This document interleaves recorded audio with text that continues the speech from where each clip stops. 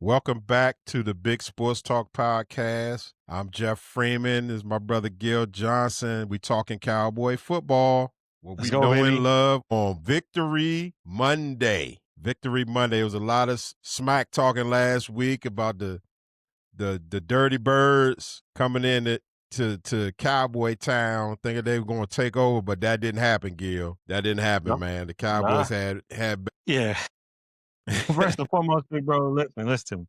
Sorry it took us so long to get back on here and chop it up and really talk Cowboys football. But let me first say, the endorphins, the adrenaline, the high that I feel like today, this morning into this afternoon, it's been pure bliss, man. Pure bliss. I haven't watched, the media shows in a long time, but I turned them on and it's all backpedaling and giving kudos and, it's amazing that they're talking about a 5-5-1 team like this, for just doing something as simple as beating up on the Eagles, even though everybody else has, this high esteem for them. I'm like, look, listen, okay, they got holes just like everybody else. They got people in there that are questionable, that don't quite know what they're doing, and they have some team chemistry issues going on. But I mean, I digress, man. It was a hard fought game. There was a lot of mistakes on our end, but man, the type of resilience that I saw, that is what real Cowboy fans have been looking for a long time, to where, okay, throw out the playbook. Who wants this W more? Okay. You messed up. You made mistakes. There's a lot of time left and the possibility is there, but are you willing to go get it? And I just wanted to I'm going to start with this one. Sam Williams was getting interviewed after the game, right? And the journalist asked him about, what changed and what made the difference, for the defense. And he said, simply put out loud, Quentin Williams in the locker room he didn't say everything he said. He stood up and said, I like it like this. I like the opportunity to go out there and just snatch it from him, just take it from him. I don't want nothing hard. I don't want nothing in life unless it's difficult. And then he was like, you see his eyes light. He said, man, the way he was talking, he said he had my heart pounding fast in the locker room to come out of there. And I said, bro, thank you so much. Thank you for being that type of leader that says, man, look, if it ain't difficult, I don't want it. If it ain't something that you got to sacrifice for, I don't want it. So second half, man, we'll get into it. But shout out to all the Cowboys fans, Cowboy Nations. We got one. We finally got what they would call a respectable win on national television. We got 2 more coming, but that's a great start. Definitely a great statement win. 21-0. You know, in the first quarter, it had your heart racing a little bit. It was so many mistakes in the first quarter, and I just kept saying, okay, they just need to get one score. I was thinking to myself, they get one score before the half, then they can, break this momentum that the Eagles had. And sure enough, they got that score to the GP towards the end of the half. And man, that was just a different, it made a big difference. And so speaking of GP, GP has put on an amazing display since we acquired him from the Pittsburgh Steelers, Gil. I mean, he's been arguably one of the top receivers in the league. Now, it's been some chatter out there because, CD had quite a few drops. I think the last two games, he had like 7 or 8 drops against the Eagles in the last 2 meetings. GP had 146 yards receiving, 1 touchdown. I'm going to ask you, Gil, is GP, can you call him the legitimate number 1 and CD the number 2 now? No, I mean, as easy as that sounds, just to switch titles and say that Pickens is the number 1 receiver, the danger and the threat level of CD is unignorable. Okay, we talk about the drops and the shoulda, coulda, wouldas, right? CD makes big plays all the time, right? The sign of a great number 1 receiver is how well the number 2 looks. Okay, right now, Pickens looks dynamite. Now, don't get me wrong. He had 5 games, without CD, and he just held us down offensively. He's been going to town. But the beauty of it is when the 2 of them are on the field, it's more of like, instead of like a big brother, little brother, it's like, well, no, we twins. We literally twins. And it's a mismatch. Just Dak, pick whichever side you want to go to. I'm not even mad about it. And I think that's the spin on it where people want us to like, Pickens is better than CD and this, that, and the third. I don't really think they care. I think they're more in love with the idea, like, wait a minute, when we face up and line up against another team's defensive backs, it's going to be a problem one-on-one for either side, which means this about to be a long, like, we're going to get our numbers regardless because you can't check either one of them. So CD, of course, like I said, is still the number one receiver in Dallas, but I just think that Pickens he's been outstanding. He's been outstanding. His He's the best.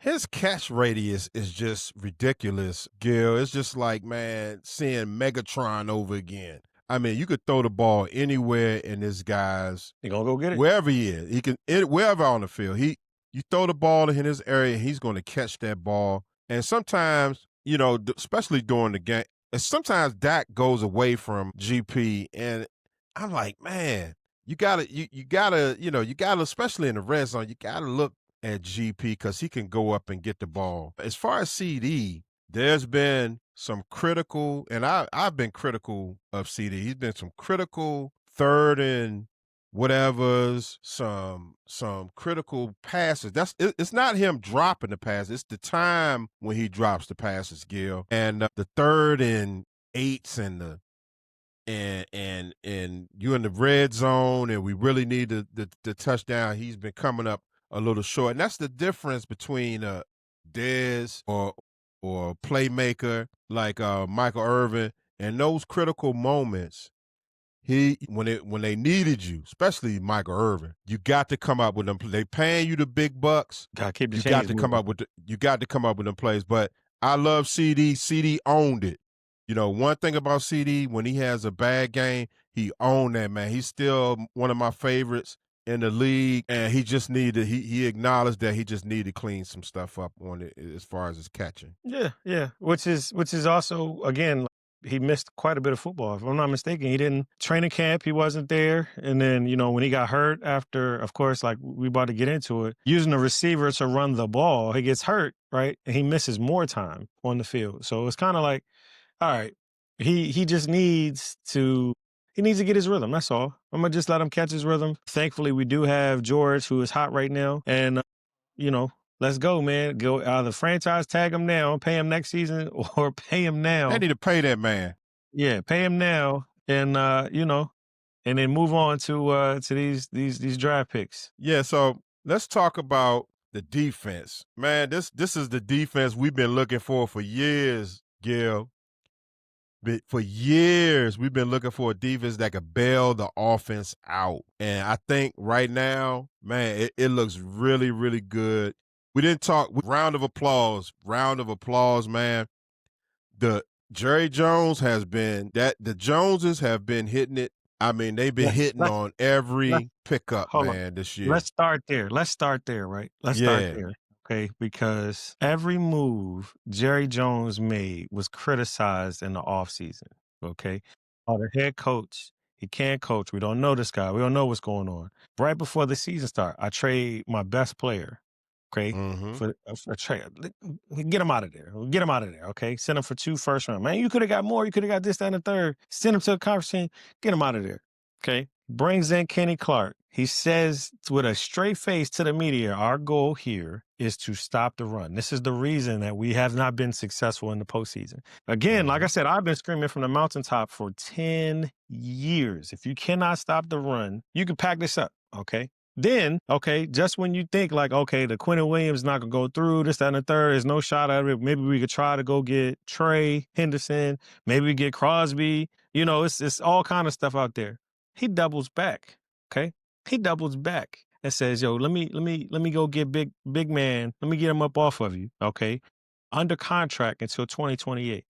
Now I'm staring, right? Quentin, yes. Now I'm staring at Clark and Williams, right? Osa ain't played edge since college. It seems almost unfair. He's on the edge. Now, Clowney he's here now, but I don't necessarily think he's going to be the guy moving forward. But I'm staring at 2 first-round picks this year and then a first-round pick next year. Still got the Green Bay pick next year. And now I'm scratching my head like, wait a minute, wait, Jerry. You high-key finessed. You high-key finesse to say like, okay, I'm going to give me a safety or I'm going to give me another edge rusher.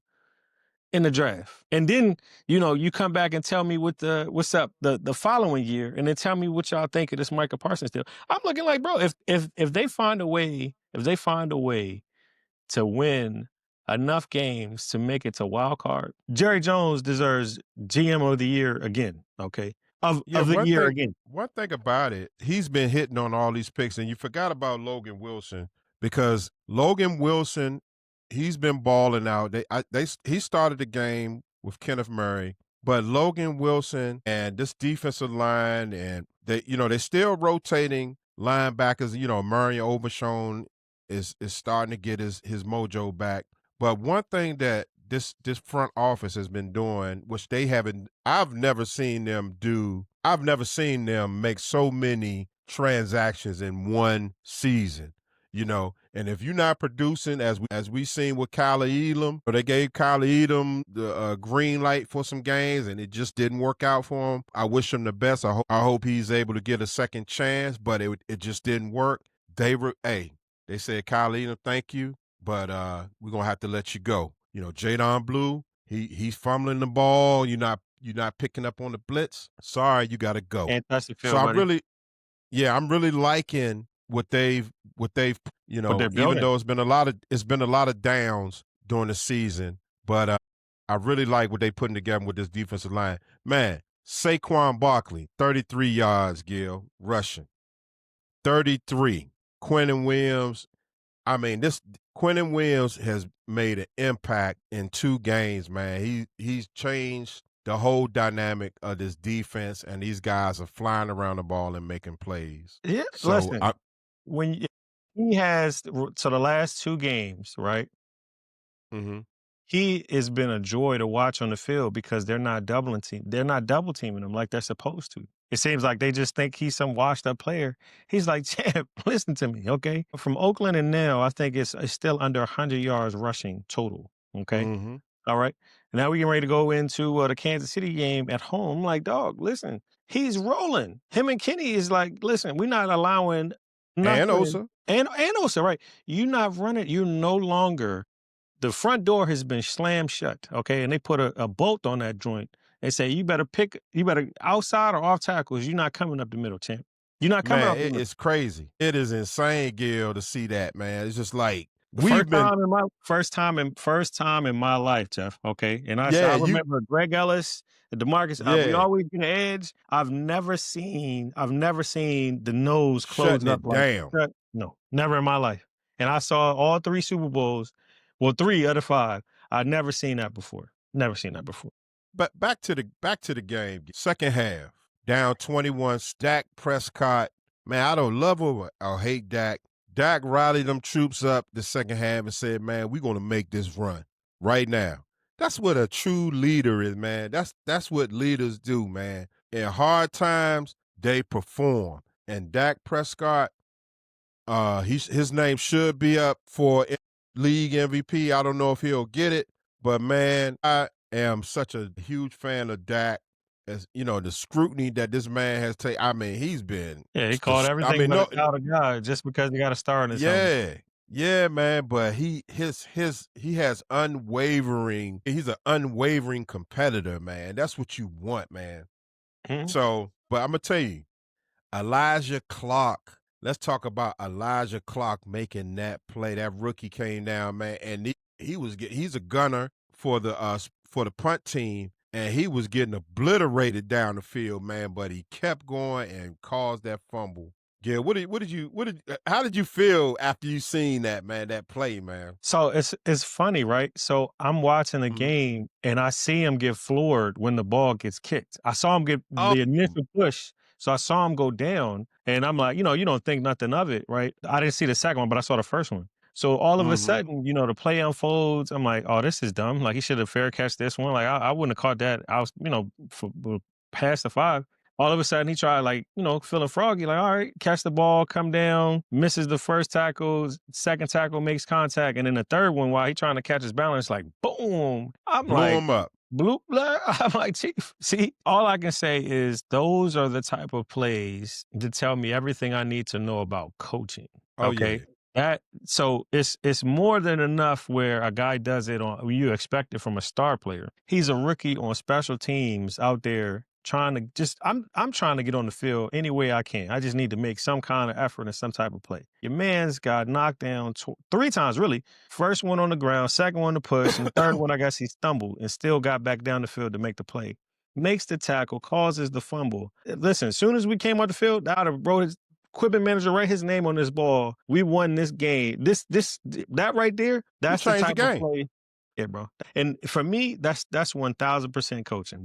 That's 1000% coaching. Man, it was Like in the locker room, we telling these guys, listen, man, it's plays like that that separate. Those are what they call championship habits. We're not championship level yet, but those are the type of habits that you have to have if you want to see yourself on the next stage or in the postseason or potentially for the championship game or for the bowl. You got to be able to sacrifice and make those type of things. So I loved it. It's what I'm gonna show my son when I tell him life gets hard. I say, yeah, it's gonna get hard, but that don't mean you can't win. Yeah, man. That video should be shown all over the United States, all high schools, youth football teams. They need to look, man, they need to look at that play to show, hey man, you get knocked. It just was, man, emblematical of something big. You get knocked down and he just kept persevering. He got to and made the play, got to the ball carrier and caused that fumble, man. And that was just, I don't care if you like the Cowboys or not. That was just a No, that was football. outstanding play, Yeah, man. that was great That was football. it remind me of Bill Bates and Kenny Clark, Kenneth Smith back in the Shark and all these guys back in the day, man. You Okay. love to see special team guys like that.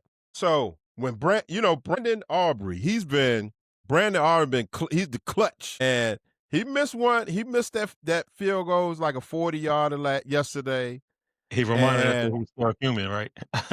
he's I know, He's man, still and human. Yeah. Gil, kickers are so cerebral, man. The confidence, man. If they miss a field goal, man, it's just like either they can shake it off or this is the beginning of Right. they kickers just go they go up, they be up, up, up, and then all of a sudden they just crash down, and it's just like, oh man, we got to find a new kicker.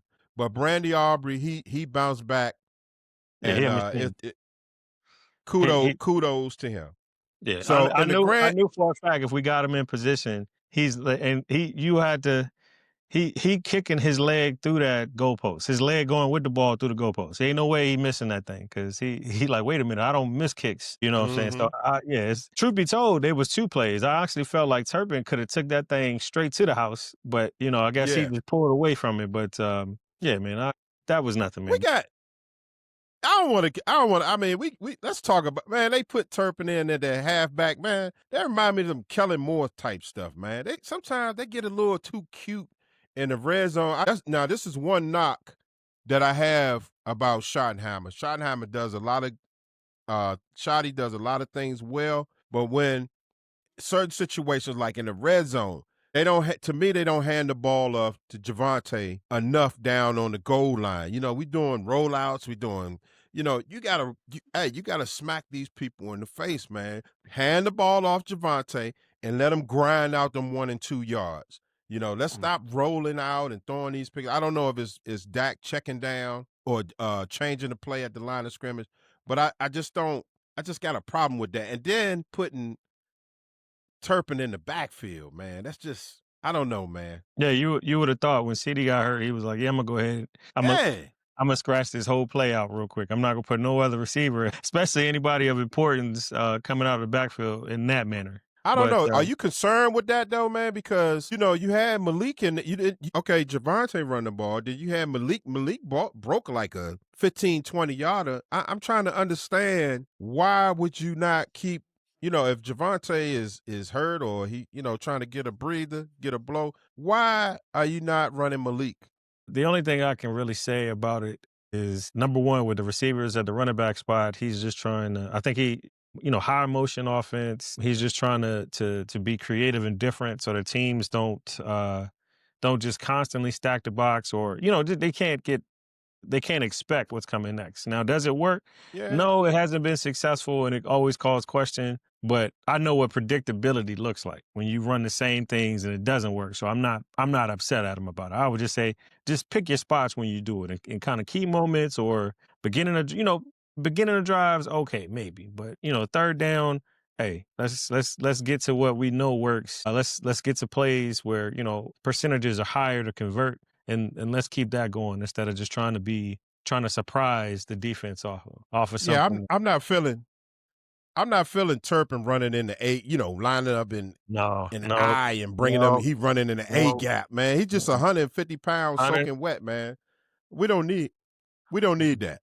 Hit me so with a reverse counter, but yeah, do not have him running right at the no, no, no, no. so I mean the Cowboys, they're a 500 team right now, Gil. And we got In KC place. coming in for Thanksgiving. Oh, KC coming off a big win. They're now 6-5. Their defense, man, they put the brakes on the Colts yesterday. Hey, Pat Mahomes is Pat Mahomes. They beat the Colts in overtime yesterday. And so now here we are, few days out, KC and the Cowboys. What do you expect with this matchup? What are your expectations of the Cowboys? Yeah, let me just ask you that. What are your expectations with the Uh, Cowboys in this week right. coming So, off this win? much kudos to Mahomes and Kelsey. You know what they are. You know what an Andy Reid team is like. You can never really close the door on them because they can go in any building and beat you. They at this point they remind me of the 2002 Lakers. Like, listen, champ, all I need is 55 games. You know what time it is when the playoffs start. I hit that switch. Mhm. I know what to do. Okay, I'm just worried about getting in. You worried about record and all the other stuff like that. Now, in terms of expectation for Dallas, I think this is another wonderful opportunity, especially coming off of beating Philly. Coming right off of Mhm. beating Philly. And it's like you don't got no time to celebrate it. You know they're there. Like, okay, use that energy on defense to keep it going. But I mean, my expectation is simple, man. It's your season. Every game, your season's on the line, so you got to win if you want to have a shot. And I'm looking at it like there's no better time for it to be a 3-game home stretch. Philadelphia, Kansas City, Detroit. You beat Detroit and you beat Kansas City. That puts you at 7-5. It puts you smack dab in the wild card position. You're asking for a little hope from other teams, of course. Knocking the Eagles off again, perhaps knocking off the NFC West, which is on fire No, right now. they done with they done with Philly. Man, we split. No, no, no, no. I know that Dallas is done with Philly, but we're Yeah. we're we're we're trying to affect that top 5 right now. Excuse me, Oh, the okay. 5 to Yeah. 6. Those are from excuse me, 5 to 7 is what I'm looking at. Okay. It needs losses because the division winners, get that guaranteed spot anyways, right? So I'm not looking Right. at us to win the division unless Philly completely falls apart, which I don't see them falling apart. Mhm. Excuse me, but Detroit is in the hunt. We're in the hunt. Yeah, we need some good teams in front of us to lose, but we can't lose sight of what we need to do. We got to beat Detroit and we got to beat Kansas City. And like I said, man, at this point, it's no longer about conversation. It's no longer about what you are on paper. It's purely like, man, look, if you got a brand new defense and you're trying to go one. Okay, this isn't the same defense from the beginning of the season. You don't have to, you have to re-scheme for the Cowboy defense now because it's like, oh, before we could just spread them out. The corners in position are out of place. They don't got enough guys. And then if it fails, we can always just run the ball. Not only can you Mhm. not run the ball, but you don't have as much time in the pocket as you once did. The 3 of them guys together, and we still got one on the shelf, if I'm not mistaken. What's my Yeah, guy's Perrion. Perrion. Perion. I'm activating Perion right now. I'm like, bro, I'm surprised they didn't activate him this past game. Man, I was waiting to see him, but I was like, man, when they said they wasn't going to activate, I was like, oh man, yeah, because I'm waiting to see what he's going to do. I think it's going to be yeah. I'm something else, man. I'm telling, but I think I trust in the team. I think I like where both sides of the ball are leadership wise. I think there's Mm-hmm. no ego in the locker room. I think the guys are bought into what Shotty and surprisingly what Eberflus is trying to do. And like I said, the best part of my day was not the coaches came in to talk to you or tell you what you needed to do. The players figured that out. The players Right. said to themselves, "Oh no." we're not losing this game. We're gonna clean it up. I mean, again, you look at the sheet. It's the Six leaders in possessions. Gil, it's the Punt, leaders in the punt, locker punt, room. punt. That for me is, I mean, that's what we talked about on the previous podcast, why you wanted to bring, Gilmore back. And I was like, Gilmore is a proven leader. He changed Yeah. defense. Okay. Now, but this one feels different because you got a guy doing that from up front. Okay. You got a Mhm. guy, you actually got two dogs up front that can do that. And they pretty much Mhm. playing off of each other. And it's just opening the door for everything. Everything. Okay. Everything. So I'm like, man, Overshown, yes, they're gonna swap linebackers. That's how it should be. You need guys that can move around and tackle and gather their breath. I'm like, man, I just, like I said, I'm a kid in a candy store. I'm in my happy place. I finally have a defensive line that not just to stop a run. I don't got to send the house. One of them Nope. jokers is coming. One of them jokers is coming through because you one on one. If you double one, it's over. It's over. So I'm happy. I'm very happy. But to bring it back to your original question, I believe that the team that I saw yesterday, if they start the game like that against Kansas City, we're sending them home on American Airlines with an L. Okay, that's what Dallas do, right? American Airlines sending them jokers home with an L. Southwest. So I start. No. We want you to be comfortable when you go home. Yeah. Yeah, yeah, yeah. But It I ain't like perfect. Imma tell you, I give a honorable mention, and you don't really hear too much about him. I'm a Reddy Stewart fan. I like Reddy Stewart. He's been playing pretty solid in these last games. And then you got Siobhan Revel. You got these guys they're coming in. It's a pressure time right now. It's not too late, but the margin of error is very small, coming in the home stretch, man. You got Kansas City, you got Detroit, you got Minnesota, you got the Chargers in Washington Then the Giants. and the Giants. So these games, they look favorable, but you know us, man. You know the Dallas Cowboys. You got to win them, man. But Yeah, that's you that's got to that's go out there and win them. that's. But see It's that never right it's there. never a layup. I'm gonna tell you, Jeff, man, if it was just a layup, man, we wouldn't like this game. Okay. Yep. Even when they were dominant, right? No team made it easy. They just pushed, Hmm. they forced their will on team. You can see it just like your eye, like how, like honestly, Patriots did that over their run. It's like, listen, I know you're great, I know you're good, but I'm gonna keep chipping away. I'm gonna take this win from. I don't care what you do. Listen, you scoring, you fight back, that's cool. It's cool. That's cool. I snatched it from you. Defeated you mentally in this game. And that's all that's missing from this team. If they can just say, you know what? Listen, I don't care what you do, dog. Before that clock runs out, okay, we're gonna win this game. I don't care how we do it, we're gonna win this game. And that's all I want. That's all I want. Yes. Anything's possible, as far as football, any given Sunday. I think this team is starting that win was so huge for the Cowboys. I think they are very capable of pushing for a wild card spot. If because everybody, it seems like Shoddy got all these guys they're buying in. They got some leaders, they're confident, and guys are starting to pick up Eberflus's defensive scheme. And now I'm not going to say Eberflus is Buddy Ryan right now, but they're starting to pick up the scheme, and it's good to see that, man. So I'm gonna end with this, Gil. Next year, let's talk about if things don't go as planned and the Cowboys don't get that wild card spot. What direction as far as the draft? What are you what are we got two number one picks. We lost a second. We don't have a second this year, but I think they could get it, they can get it back if they will and deal with one of those picks. What do you see the direction as far as the draft? What if you were the GM, what would you do coming into the 2026 NFL draft to add to this team? I mean, personally, I think the offense is set, to be quite honest with you. And they spend so much time developing the offensive line and skill position pieces and free agency to take care of that. They've invested so much free agency wise and trades on the defensive line, but there's still gaps, in the secondary. There's still like linebacker positions pieces where we want to get guys that we know could be difference makers. And if I'm like Jerry, man, the rich get richer. I'm going to find. I got 2 top picks in the first round. I'm gonna go get me another. I'm gonna go get me somebody else that can get to the quarterback as well. Okay. Hmm. It'd be foolish to just to not build a rotation of guys that can do damage long term, especially when you got these guys you got them, under contract for a good time. You trying to capitalize. And to be honest with you, the look of our division, teams that are not good this year are not that far away from making leaps and bounds forward. Like honestly, I look at the Mm. Giants.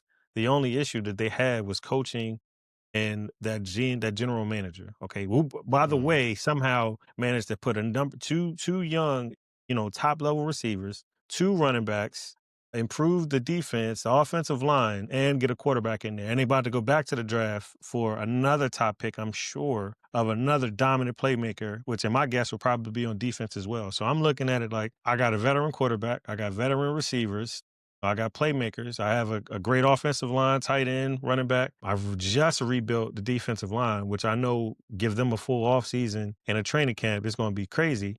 I'm going to go get me a playmaker, a linebacker, safety, probably going to be safety or Safety. edge. Yeah, yeah. Ohio State is we calling. Yeah, I see them adding some I don't think I think they're done as far as free agency.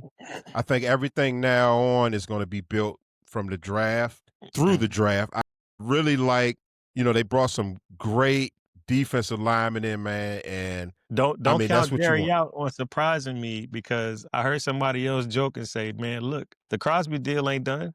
He said, I, you wanna ultimately hit the cheat code? I could go toss. I can give him next year's first round pick in and a third, and say, "Hey Crosby, hey champ, come play." Al Davis say, "You want to be a Raider? You want to be a Cowboy, baby? You want to come play in Jerry World?" now And then it'd be over. I can see that happening, Gil, because depending on where that number one spot, if it's 2 high number ones, I could see them dealing one of those ones for a vet.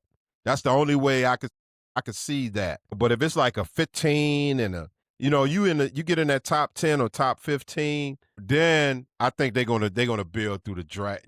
I think they're gonna No, stay no, no. put and We build. know how this works, man. Dallas Yeah, they've transitioned to homegrown players, and they have one of the youngest teams, definitely youngest offensive line, and they're gonna follow suit with that, and the young guys behind Kenny and William. So like I know for a fact, yeah, they're gonna go get dogs that will be able to play their position and get to the quarterback and stop the run. I think I'm trusting Jerry again. If as crazy as that once sounded, he's hit so bananas this season, but it's just been so many situations that it could have went either way. It'd be one thing if it was just yeah, like, oh, we just get destroyed or blown out and they just suck and they look terrible. But no, that's the best I've seen Dak look, in his entire career under this coach. Like bought in better than any other head coach he's ever played for, which gives me insight. Like, okay, give him another year, give him time, right?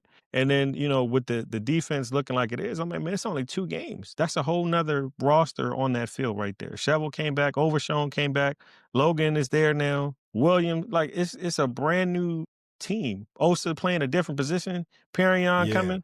Fowler is here. Like him, give them time, continue to put youth around them. And then, man, I think they could do what the Colts just did or in the Broncos is just doing. They could be that again and they be for real. Instead of it just being like, oh, you win 12 and 13 games, but you know you're gonna lose in the playoffs. I think if Dallas was like, let's say at 8 wins right now, if they yesterday made 8 wins, it'd be a whole different conversation about whether or not they're legit or that they'll fall apart because they know that the bailout is that, oh, we could just run the ball. Can't run the ball anymore. Now you got to throw against, what we do best, which is go get cornerbacks and safeties that can stop that nonsense. So yeah, The man, I'm out excited, man. Yeah, the outlook is very bright for the Dallas Cowboys, Gil. I mean, you got cap space. We got Oh, playmakers at receiver. I You forgot I about forgot that. to mention that. I forgot to Yeah, so hold on, we right? got So cap space. as Yeah, it's set, it's $48 million, but our yeah. wonderful quarterback could take a pay cut, okay? We also if they really wanna be funny, they could end up moving Diggs and creating more space and a That's gonna happen. I believe they're gonna move Diggs. yeah, man. It's the possibility of how much talent that they can add to the roster this offseason and with the drafts is mind-boggling. And you have cap, so you can tell me like Pickens, he's not going anywhere. You can tag him, you can tag him technically twice, or you could pay him the whole bag now. They say, like I was watching Nightcap and they were talking about I think he can't get the max that he wants from Dallas. But I'm like, listen, I think he'll stay for $140 million. Oh, yeah. Make it yeah. up in no state income tax. Plus, you got him early. You got him at 24, and you got him surrounded by a 25-year-old number one receiver and a quarterback that know what he's doing. They can get him to rock where he likes the ball. I don't think he's going anywhere. No, Personally. this our modern day Herschel Walker trade with GP, man. But thanks for coming out, friends. Thanks for listening to the Big Sports Talk podcast. Be sure to like, share, and subscribe to our channel. We just talk about what we know and love. We just talk about what we know and love, and that's Dallas Cowboys football. Till the next time, my friends, we are out.